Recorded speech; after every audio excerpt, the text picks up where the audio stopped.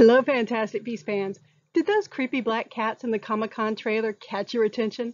They sure caught mine. And today I'm partnering with Univers Harry Potter, a wonderful French fan site, to explore their French connections.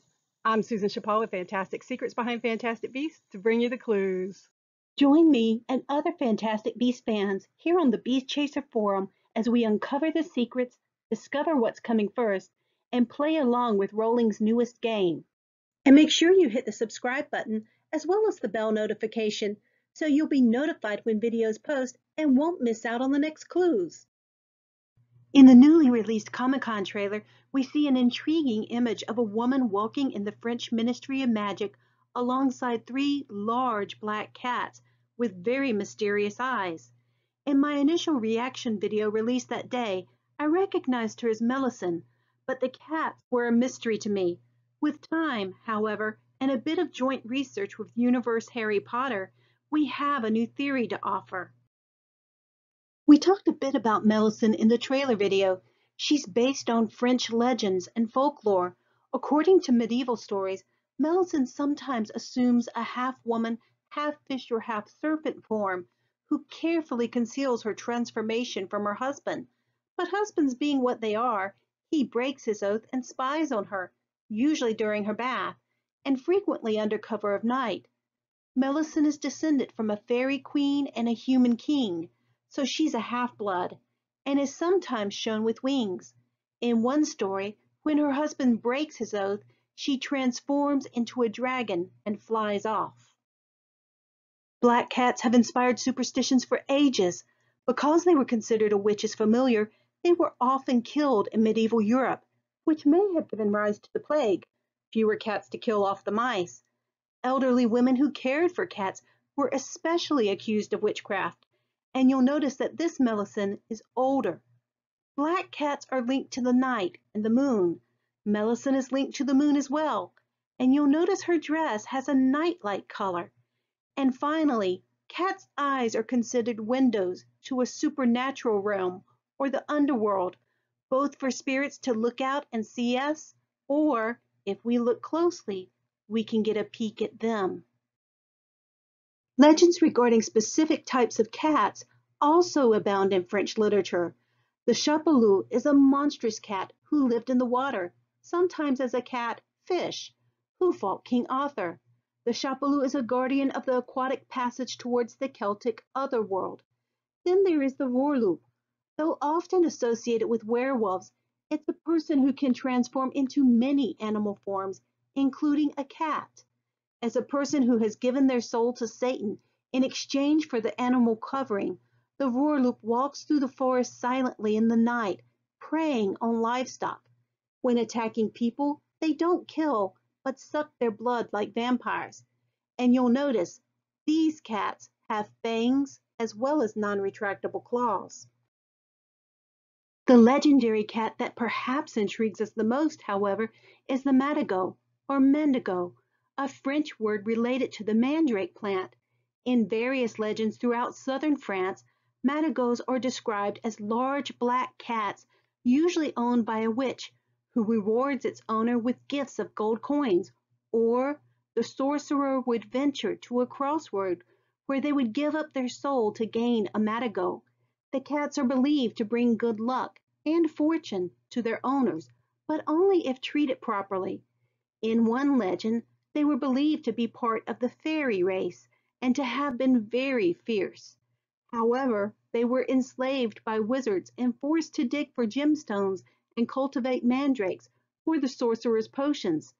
In most legends, the Matagot is a night prowler, walking through mysterious places, and can even pass into other realms. Rowling may be drawing from any one of these three legends or her own recipe, mixing them all.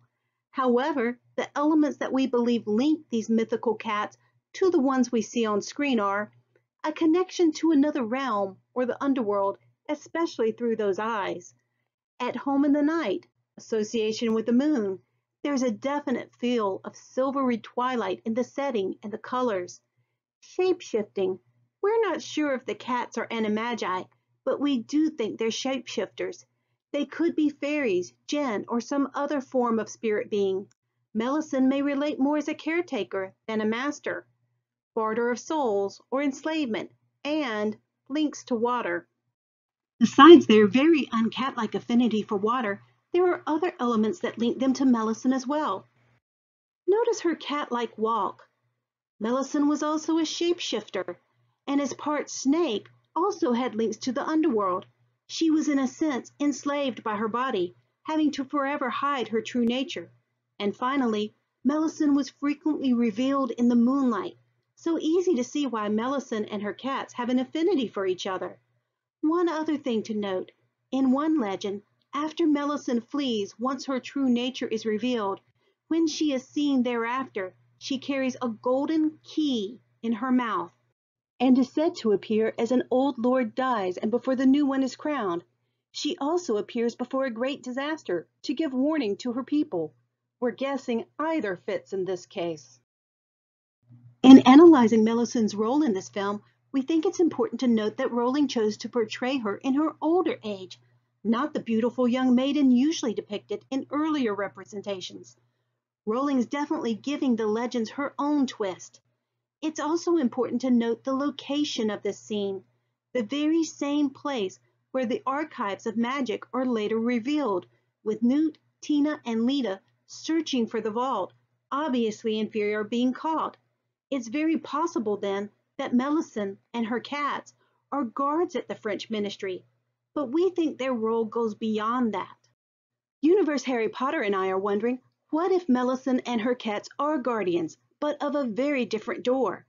Which brings up some interesting symbols we've seen lately from two different releases that grow even more intriguing when you put them side by side. Look at the cats from the screenplay, next to that new symbol of Grindelwald that we got in the Comic-Con trailer. Notice the similarity in the cat's position to the double G's. Could they be associated with Grindelwald in some way? Also, look at how the cats hover over the Deathly Hallows symbol, almost as if they're standing guard.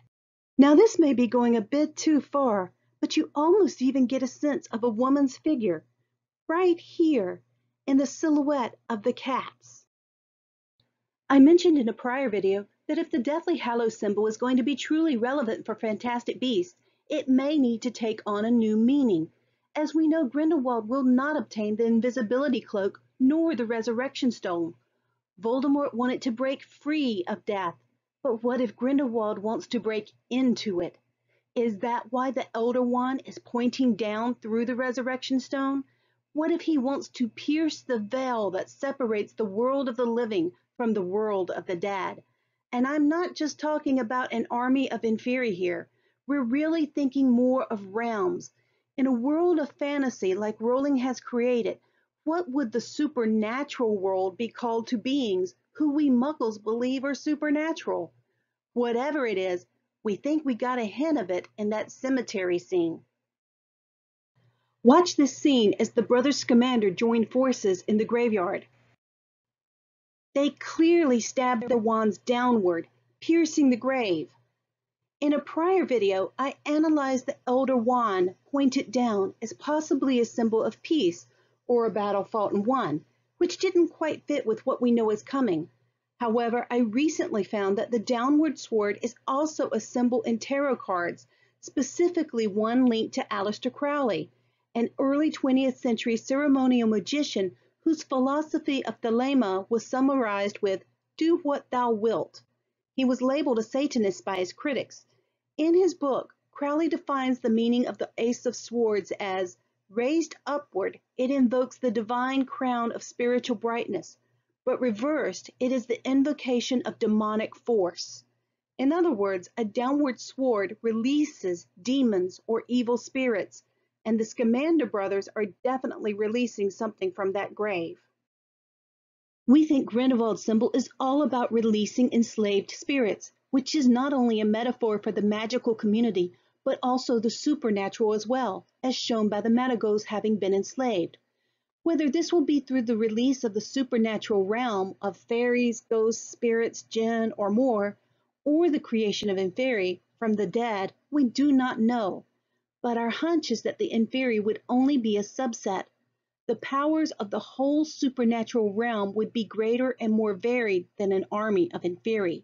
And we've probably already gotten a taste of it in that graveyard scene with the brothers releasing a buried force to fight Grindelwald's supernatural dragon. But the worst is yet to come.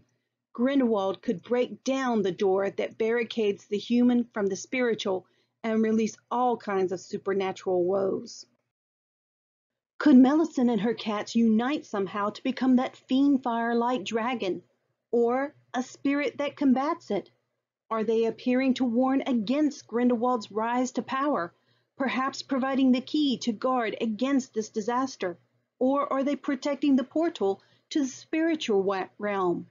And will Newt and team have to get the key from her and her feline guard first? The basic question is, are Melusine and her cats guarding this passage against Grindelwald or opening it for him? Thanks so much to Univers Harry Potter for sharing their knowledge of French legends in developing this theory. Please check them out at their social media listed here. They've always got good insight to share on the whole wizarding world, and they post in both French and English. So what do you think? In a film where characters are choosing their side, which side do you think Melusine and her cats are on? Or will they be slinking between the divide? Please share your thoughts in the comments. Also, please check out my new fan shop on Amazon for books and Funko Pops and wands and all things Fantastic Beasts. Until next time.